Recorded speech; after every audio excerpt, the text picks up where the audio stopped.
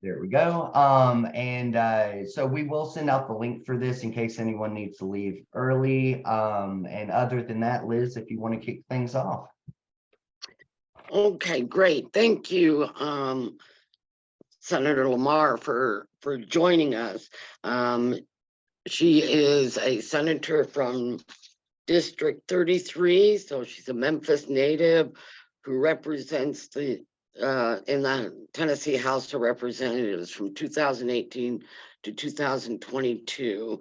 And while the state representative, she was the youngest representative in office. Since she's been a state senator, she served on the Judiciary Committee, the Energy, Agricultural, and Natural Resources Committee. During her service, London has sponsored 16 bills, co-sponsored 48, and co-sponsored 65 resolutions. She is the Southern Regional Director of the National Organization of Black Elective Legislative Women and has served her constituents through policies that focus on education, family, and her community. Thanks, Chase. So Senator Lamar, I think I'll just turn it over to you because I'm sure there are certain bills that you want us to know about. And then we can question you on other bills if you don't mention them. Absolutely. So I won't go too heavy into everything because I want to allow people to ask me questions about bills. I feel like, unfortunately, we have a legislative body that pushes more bad bills than good bills. But nevertheless, we do what we can to fight for Democrats. But thank you for the introduction. My name is Senator London Lamar. As stated, I represent the southeast part of Memphis, Tennessee. Born and raised in Tennessee, proud Tennessean, and also chair of the Senate Democratic Caucus, where I oversee much of the political arm of the legislation that we champion as a caucus and much of the messaging around that. I can say this session has been a very difficult session because it's been a session where it seems as partisan politics has overstated common sense legislation that can work on behalf of families. And what I've been pushing as a caucus chair is that we get back to kitchen table issues that's going to put more money in people's pocket and is going to allow them to thrive in a situation where it seems like we're not focusing on the things that improve people's lives, but we're focused on things that are dividing communities and people and that are making people feel bad and isolating groups of people that should not be isolated. So what I want to do as a Democratic caucus is talk about the good things that we're doing to keep families healthy, keep them safe, and keep them thriving. Now, there are well over about 1,700 bills that are filed every year. So it's hard to keep up with everything. I think on average, each senator has about 40 plus bills that we are carrying per session. Not all of those bills that we carry by ourselves or this particular year, we have 2 years, but a lot of those bills we do push per year. So it is a heavy load. Most of the things that we're focusing on as a Senate caucus, and I'm talking about in general, myself included, and my other members of the caucus, is public safety, education, women's reproductive justice, economic freedoms, and other micro issues like environmental safety and things like that. So some of the hot topic things that you've seen that we've been talking about is public safety. One of the biggest things we've been focusing on is bringing accountability around guns.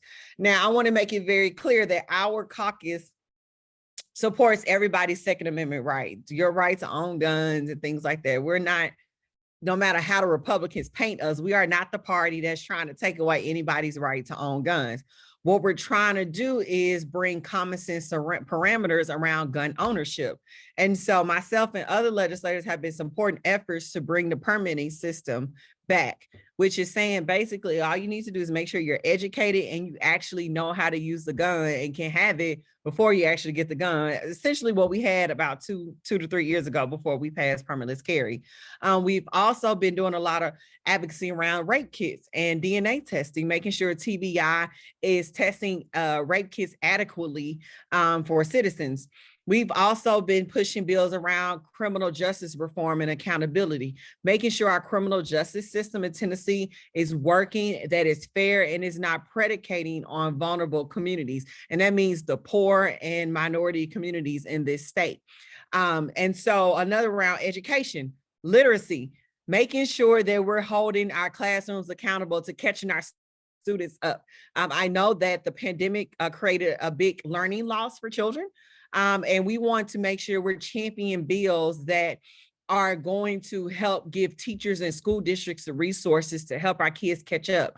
There's been a lot of talk around a third grade retention law. We don't want anybody holding the masses of students back into third grade, but what we want to do is see more of an investment in summer school and helping kids catch up before the next school year, because if we do hold a significant amount of students back then, there's going to double the size of classrooms, and we're going to create many difficulties in the school system in which there are resources for us to help catch those students up. Well, one of our legislators passed a bill that's going to let 17-year-olds know that they are eligible to vote while they're in school. We actually support something the governor is doing, which is increasing teacher pay, which is something that he's taking the credit for what us Democrats have been standing for years. But at the end of the day, we know we're in the minority. So regardless of who passes the bill, as long as teachers are getting adequate pay, we're all for it. Women's rights. We've been supporting maternal health, making sure that women in this state who want and choose to have children can do that in a safe, healthy way. And they have access to adequate resources when it comes to childbirth. But also we have been pushing legislation around reinstating. Here we go. We have been pushing legislation to bring back and reinstate the right to abortion. Not that any of us are champion that that's a choice that you should always exercise. No, for us, it's always been a healthcare right.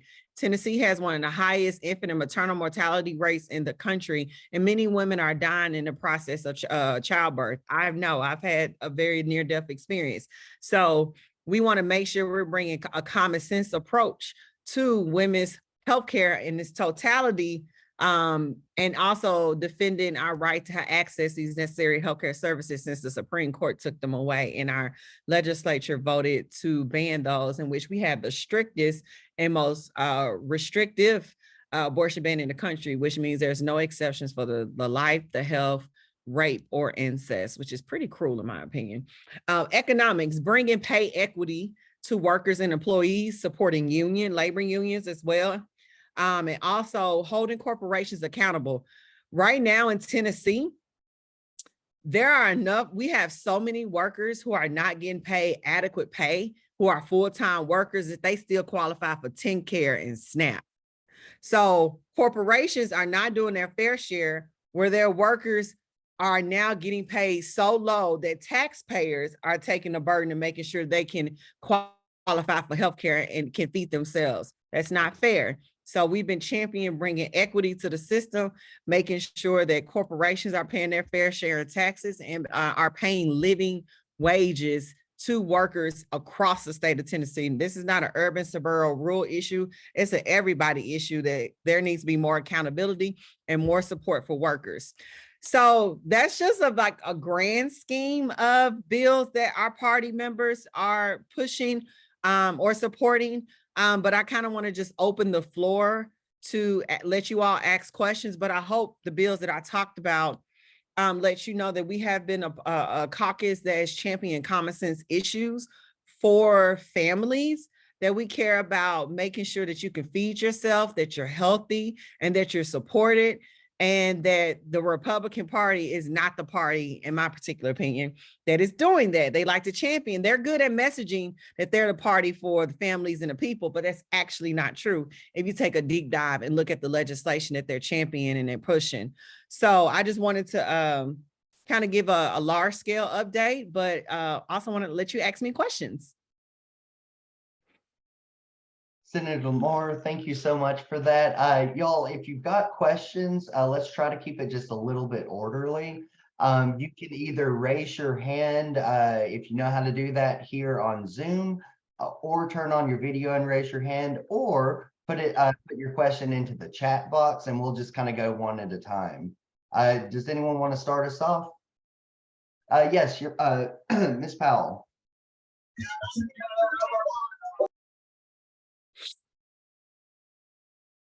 Yvonne, if you want to unmute yourself.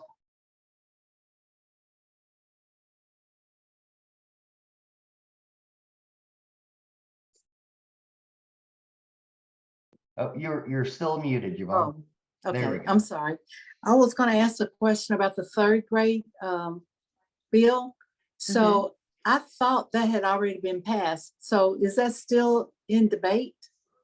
It's still in debate. We're still working on it. It's in the House, if I'm not mistaken. But there's still some work to be done around that. It's still some debate. So yes, we're still working on that.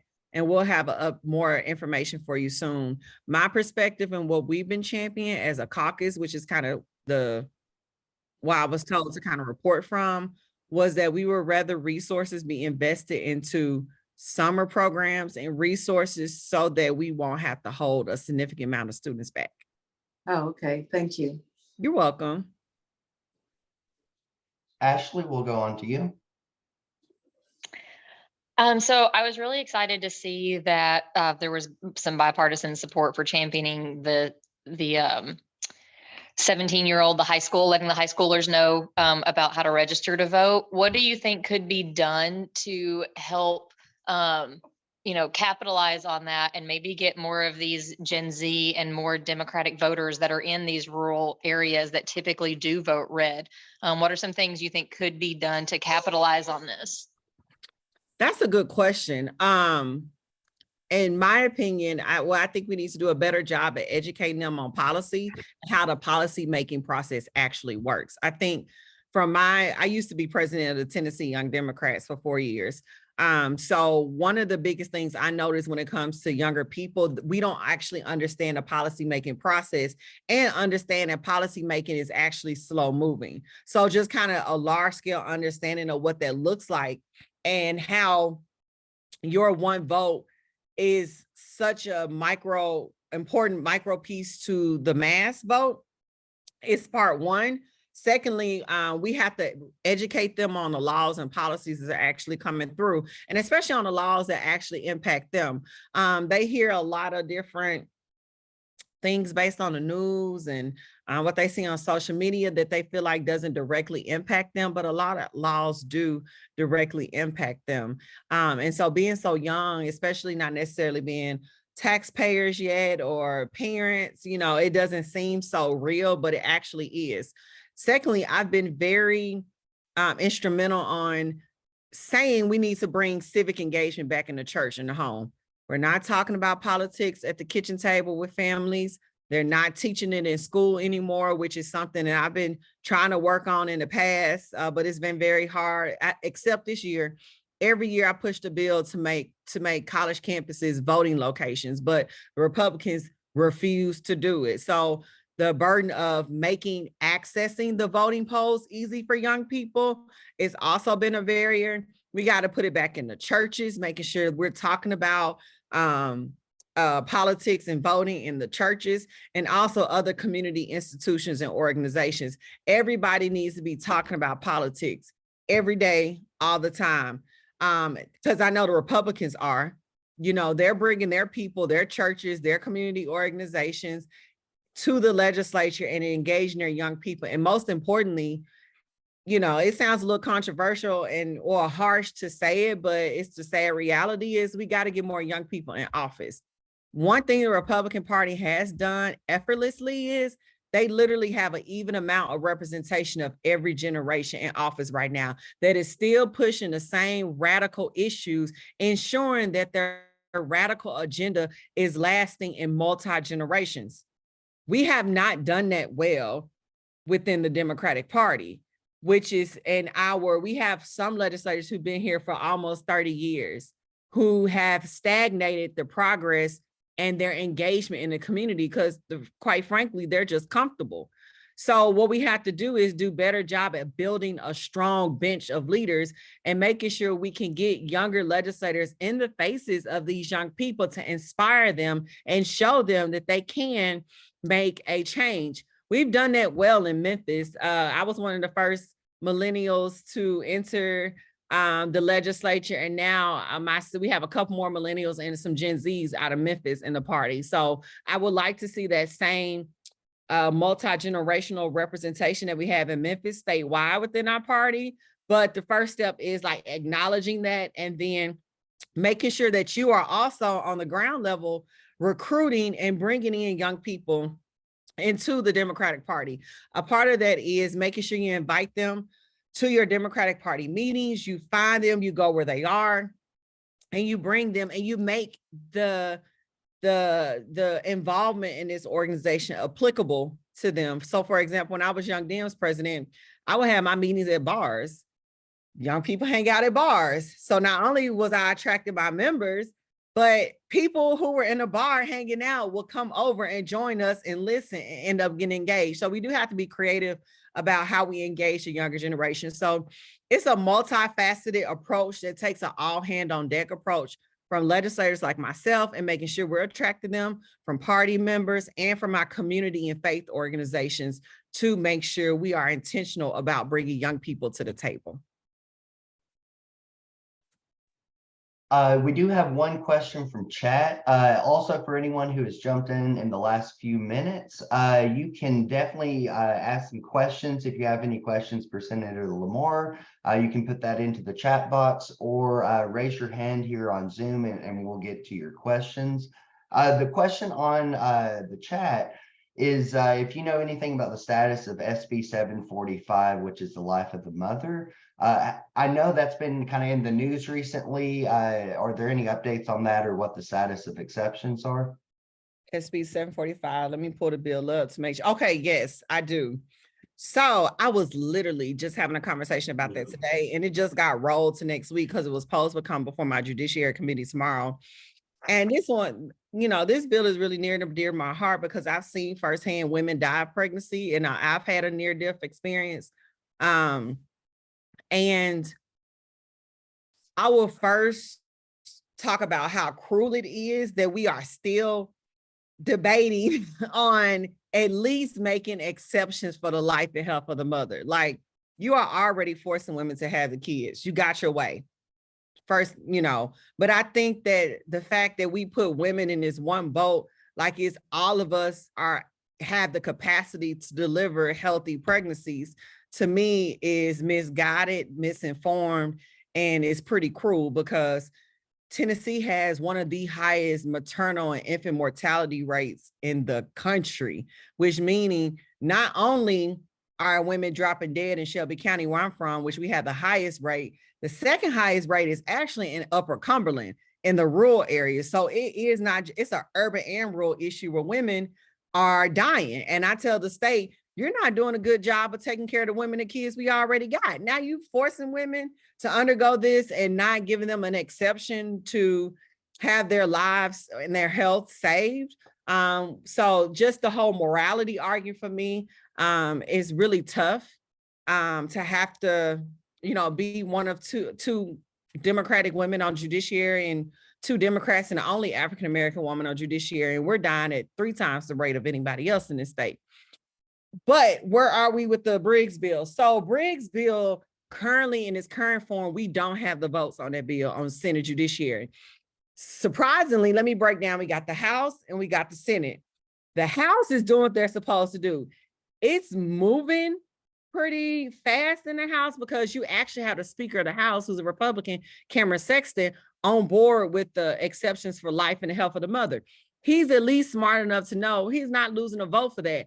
Over 80% of people polled in Tennessee have polled that they agree with the exceptions for the life and the health of the mother when it comes to abortion. And over 60% of people agree that abortion should still be legal, both Democrat and Republican in this state.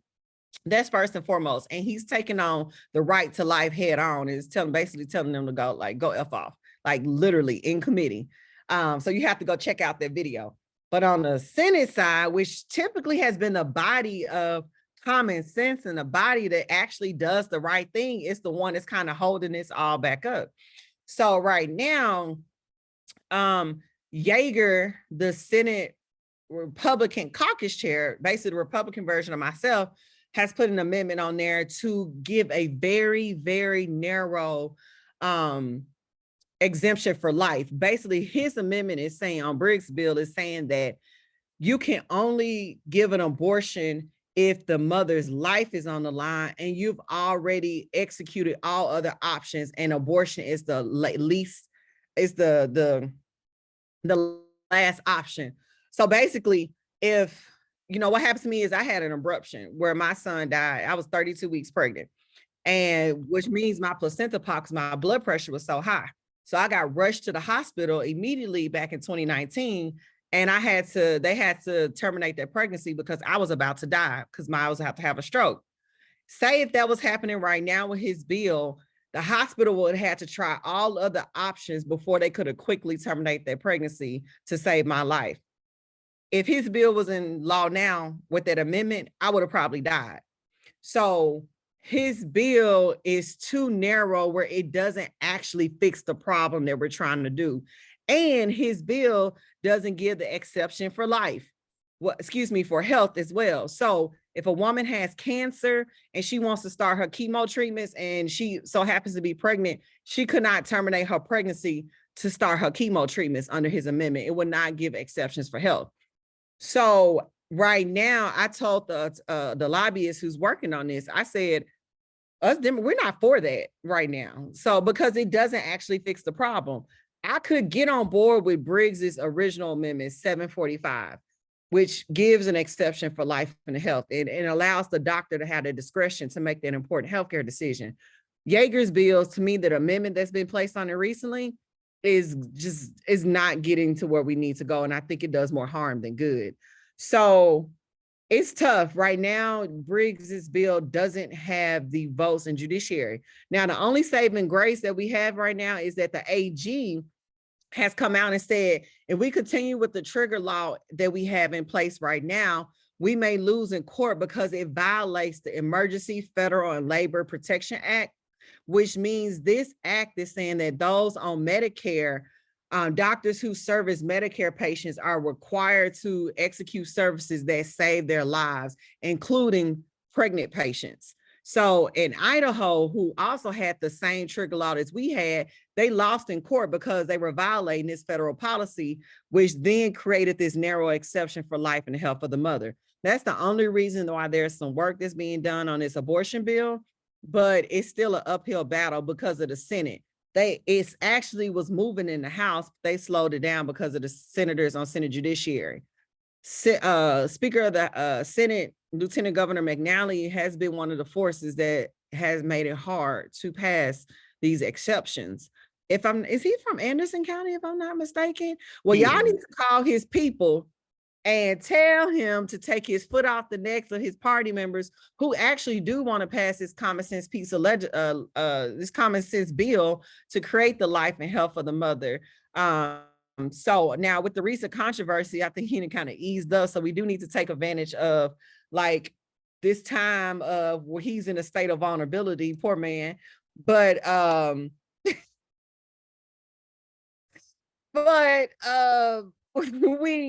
we need the help. So it will be helpful if members of this committee, don't tell them you're a member of the Anderson County Democratic Party. Just email members on the judiciary and say support 745, because I think this is probably the single most important piece of legislation that we're working on right now.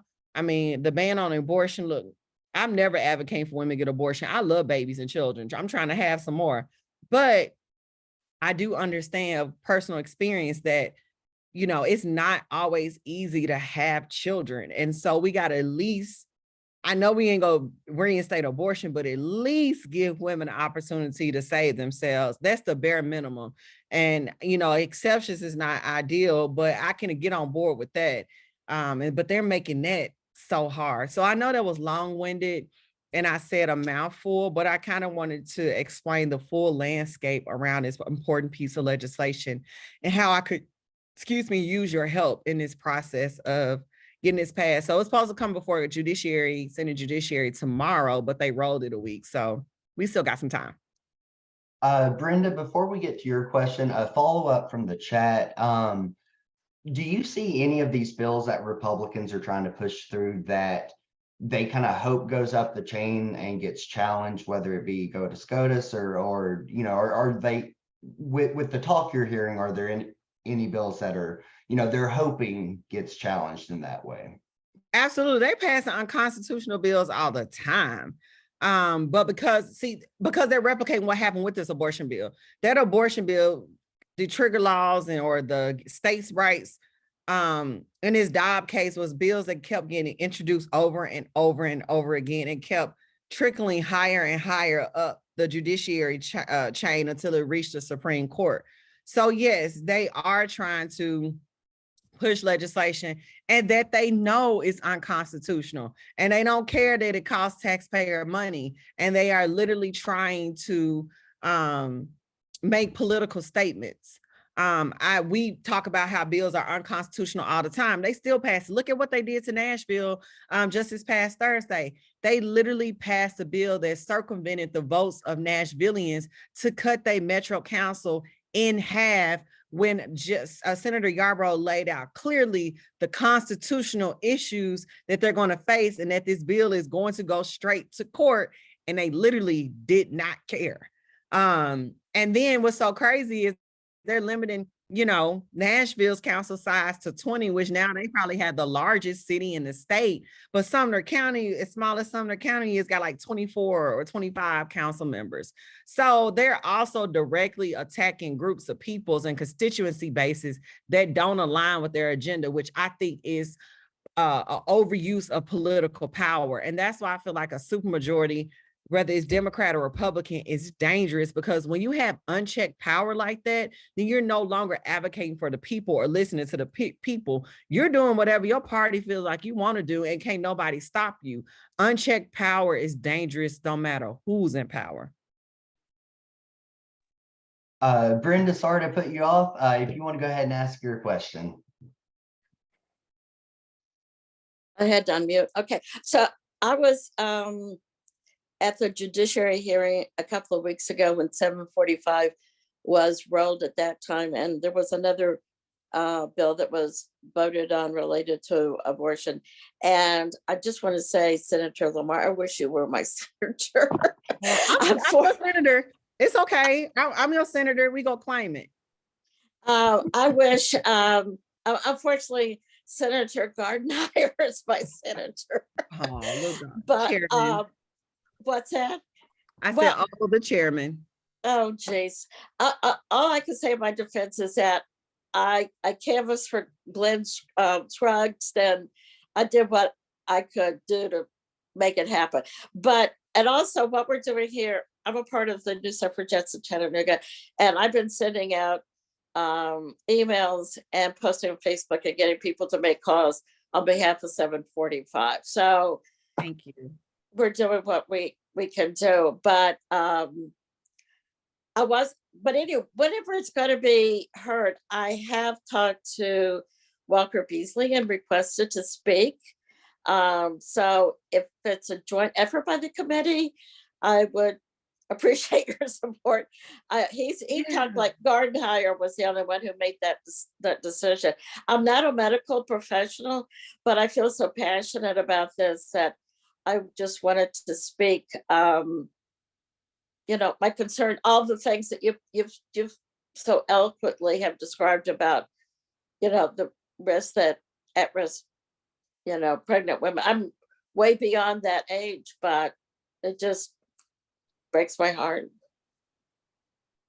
Perfect. So what I did in the chat, I dropped my email address.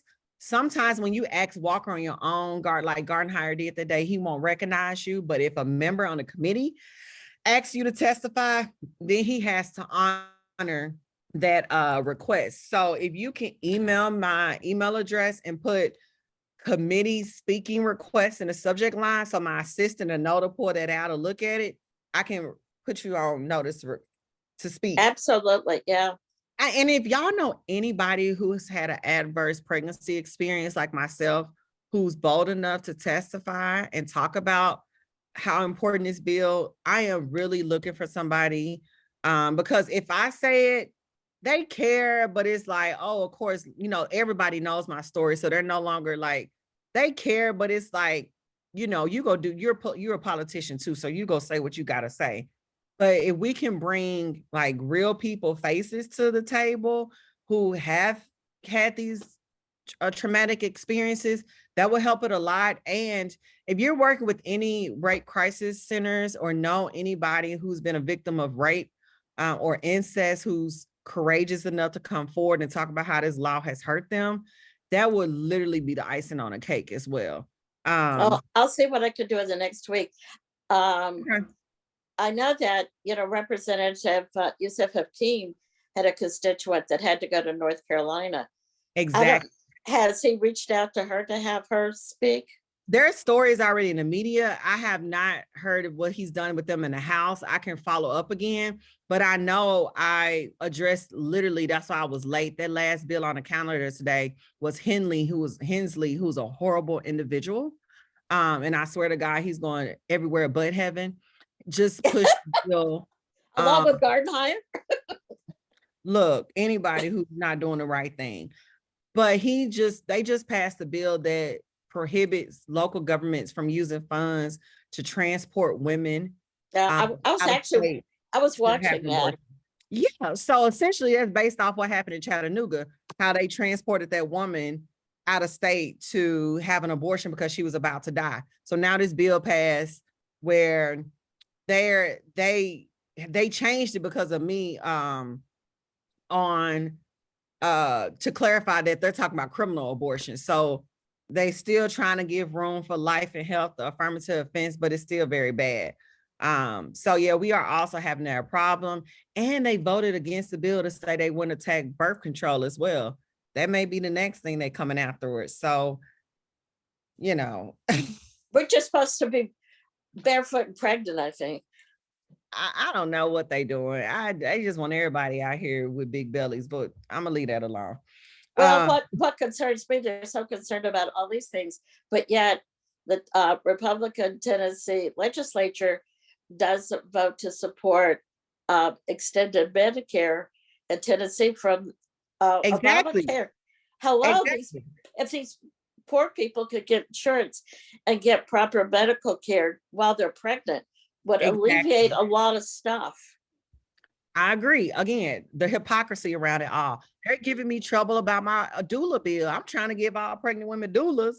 And I'm like, you making them have babies, but doulas prevent them from dying. So why am I having so much trouble around it certifying doulas in the state? So it's the hypocrisy of it all. But I appreciate you speaking up and engaging with us. And I look forward to your email so we can put you on the committee list.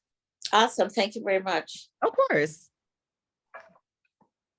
Well, I do have one question for you. Speaking of healthcare in Tennessee, the lapse in Tenncare obviously is ending April 1st. I think the last figure I heard was 300,000 Tennesseans are being dropped from Tenncare on April 1st. I know states like North Carolina are talking about expansion with Medicaid. Is that even in the conversation with Tennessee Republicans? I know where most of the Democrats stand on that, but what's kind of the conversation that you're hearing with Republicans in that regard? So I think they're trying to work it out where they're trying to find additional funding. A lot of that is they don't want to ask the federal government for the idea is the federal government because it's under the Biden administration for the money. But what I'm hoping, what we'll be working on is maybe extending that date for coverage. I know they recently went to a block grant program that started under the Trump administration. So I'm assuming that that's what's coming to fruition now, but we will get you more details on what that looks like. We haven't worked all of that out now, so I don't want to speak before things are yet done, but that is something we're concerned about. And we've been talking with them. The goal is to extend that and to ensure that we can continue covering all of those people. But I mean, we've been the party that's asking for Medicare expansion, Medicaid expansion for years, and they won't do it. So I'll keep you posted and I'll get my folks to follow up with you to see what we can get done. Well, and speaking of support, there was a question in chat. Do you or your team or do you know of a good resource for bills that you support, or, is there any kind of listing like that online that, you can point people to really pay attention to what's urgently going through? Oh, our communications director sends out an email on bills to watch every week. What I'll do is I'll get y'all's email address that I use to contact me for this and forward those to you. So I'm put that on my to-do list to do that. But yeah, we have a summary of bills that we watch, and bills, the bad bills that Republicans are pushing, and then the bills that we're pushing as well. And so a lot of us also put our bills out there. We use our Senate Democratic Caucus page on Twitter, Facebook, and TikTok and Instagram. Every day we're putting out videos on the bills that we're championing and fighting against as well. So if you're a social media person like I am, we on every social media platform, and every day if you follow the Senate Democratic Caucus, we got an update on bills that's going on. There is one more question about Tenncare on chat. How will the block grant for Medicaid affect Tenncare coverage for Tenncare recipients? The problem with block grants is it's a set amount of money. So when it runs out, it's, oh, well, that's our biggest issue with the block grants. And that's why we were against them. Is it because how it was initially is like, if you qualify based on these particular parameters, then you get coverage. But a block grant program, while we had these qualifiers, we're only taking in people until the money runs out. That's the danger around block grant programs and why we don't support them. And just a reminder, if anyone has questions, you can put it into the chat box, or turn on your video and raise your hand if you'd like to do that. Excuse me.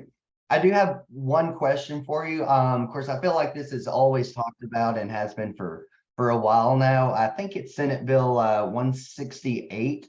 Where are we standing as a state on marijuana? Because I know for younger people that's more of a concern. We've seen in other states economic benefits, as well as the some criminal justice reforms that can be made with that legislation as well. I'd say the people of Tennessee want marijuana, and the Senate Democratic Caucus want marijuana. Look, we're of course not to encourage anybody under the age of 21 to smoke weed, but at the end of the day, like 38 states out of 50, 38 out of 50 have medical marijuana. 38 states. Over half the states in the country have recreational marijuana. Let's get with the times, y'all. I've been a big proponent of supporting marijuana use in the state, of legalizing both medically and recreational use of marijuana. I've had bills in the past. I'm supposed to be pushing a medical marijuana bill in the next couple of weeks that Briggs didn't want to carry. So I'm gonna go, no, Powell, was it Briggs? One of the two, but they go transfer it to me because I actually got courage to push a marijuana bill. And what's so crazy is you have a lot of Republicans who want to be a yes on marijuana, but guess who's the biggest barrier to marijuana legislation passed in the Senate? Lieutenant Governor McNally.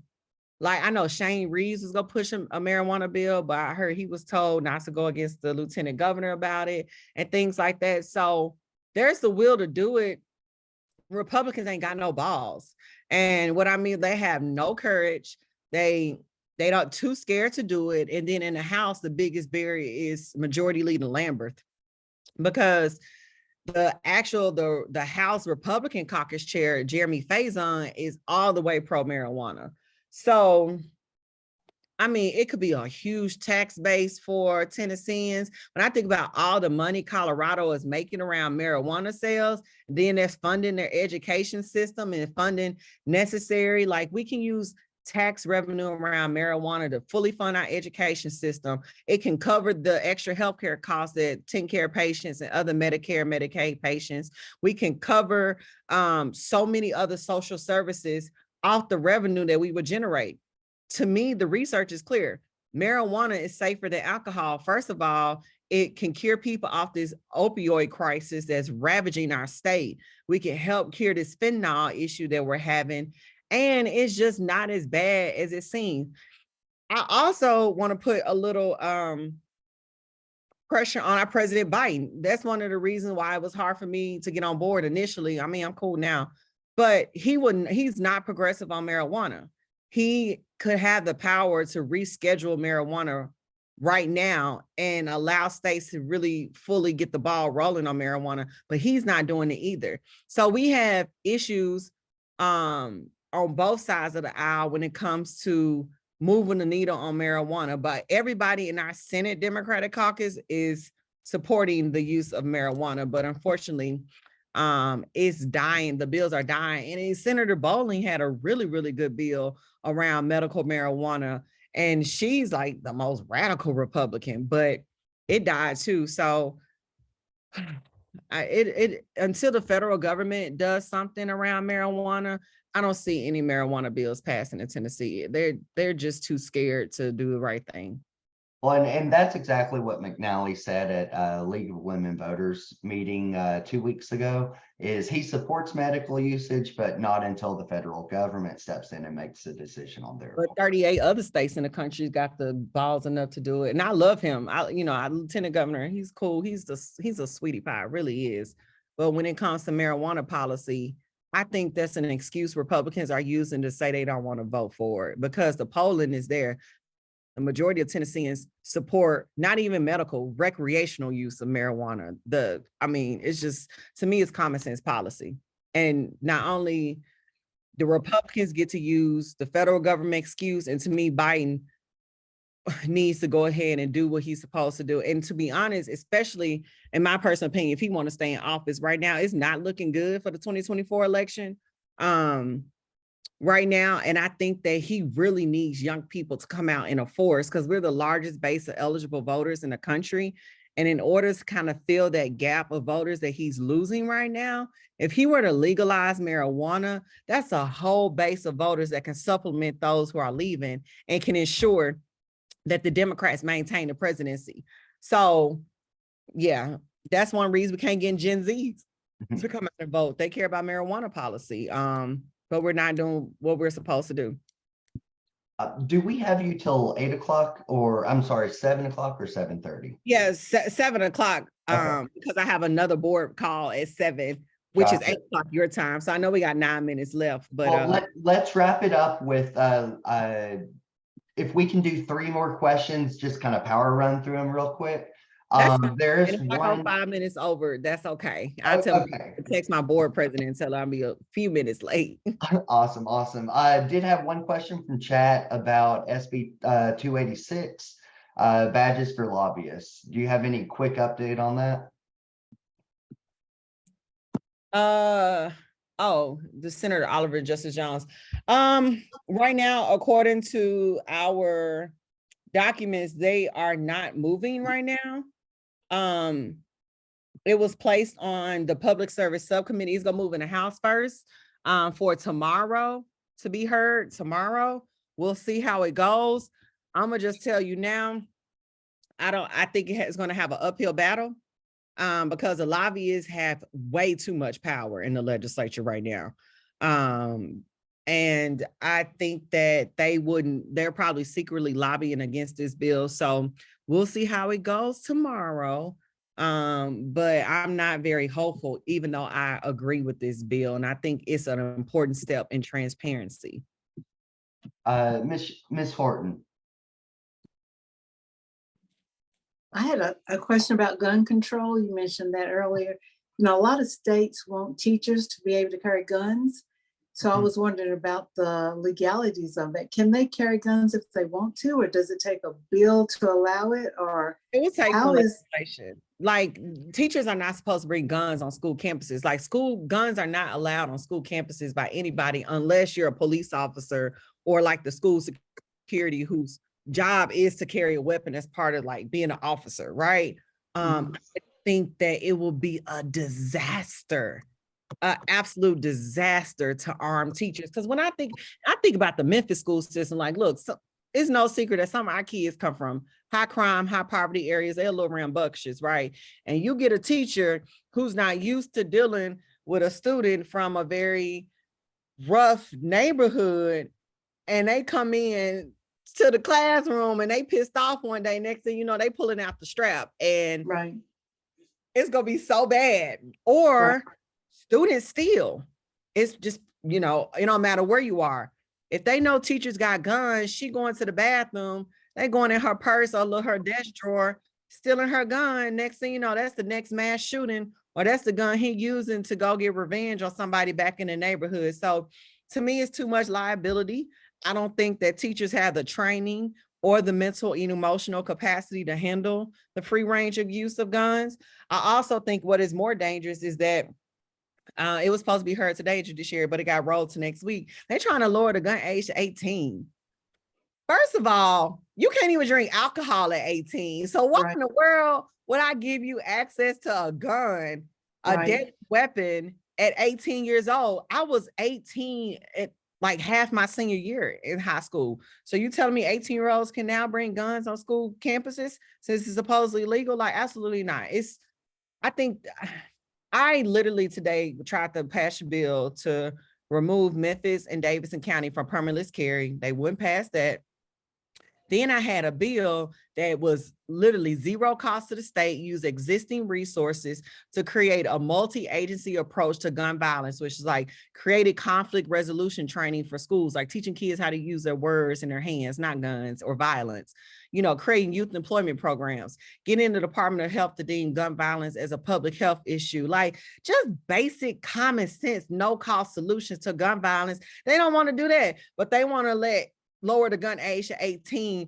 Or now that Stevens also got a bill that's saying that local, federal, state, and local government entities and businesses and organizations can't tell anybody who has a gun permit that they can't bring a gun in their establishment.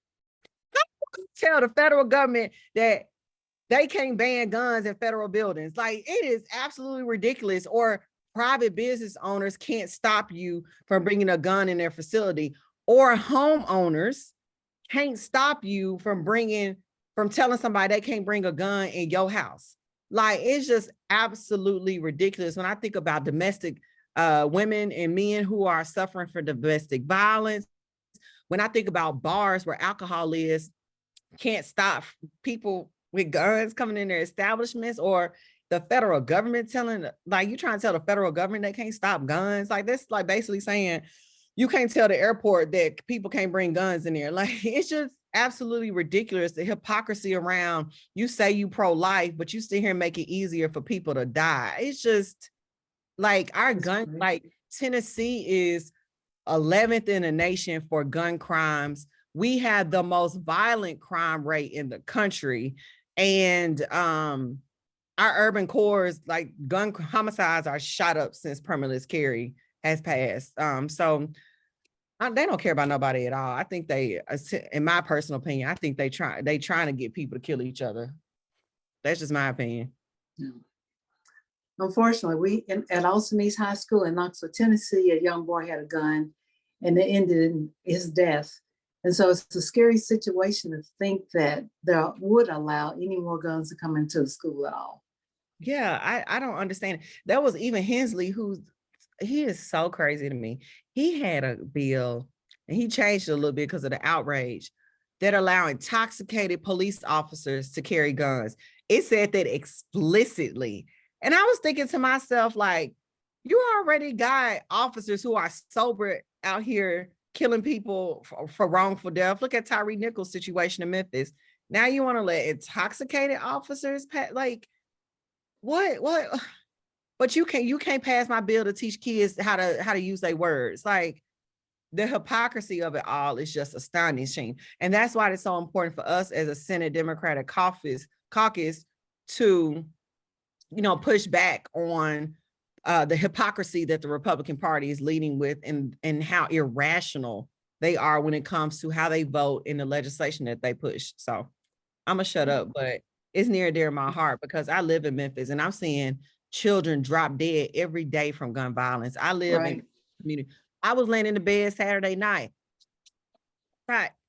Like, even me, I'm like, that's scared. That's scary. And my heart drops every time I hear these gunshots so close to home. It's too much.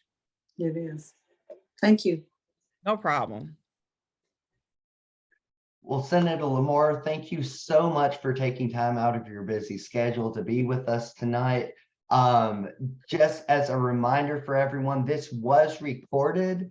We will be sending out a link to that recording probably tomorrow morning. And we will also be keeping everyone updated. If there's any links that we get from Senator Lamar's team, we'll shoot those out to y'all. I'll turn it over to Liz real quick and we'll just go ahead and wrap up. But again, thank you so much for being with us tonight. Yeah, no problem. And my last request is one, thank y'all so much for allowing me to bring me and my personality to this call. Oh, we love it. I'm glad y'all are full of energy too. But secondly, I would say if I can make an ask of you outside of just your advocacy around the policy, it's so important that I have relationships with my parties because you are the people on the ground that can help move the needle around the voters. And so if you know folks who can come help you and on those target areas where we could make a difference and like swing some districts, let's start canvassing now and connecting with people on the ground and educate them on the hypocrisy around a lot of the legislation that's going on so that when election season comes around next year, we're not, you know, asking you to like change your vote then, but we've started on the work now to change the votes. And hopefully over the next few years, if we work diligently, we can start flipping these seats and bring in more legislators who are young folks, or folks who just got common sense, good policies that's going to keep Tennesseans safe and healthy. And that's just what it's all about. So whatever I can do as your caucus chair to bring my members to Anderson County, if I got to waddle on to Anderson County and get up there, I will. Just keep me in the loop so we can work together because that's what it's going to take. Amen. Amen. Absolutely. Bye, So everybody. thank you. Thank you again, Senator Lamar. Thank everybody for coming. And please do not forget the reorg on the 25th. We need your support, as Senator Lamar has said. So please come out. Thank you very much again. Thanks, Chase. Y'all have a good evening. Thanks so much for coming out tonight. Thank you, Chase. Bye, y'all.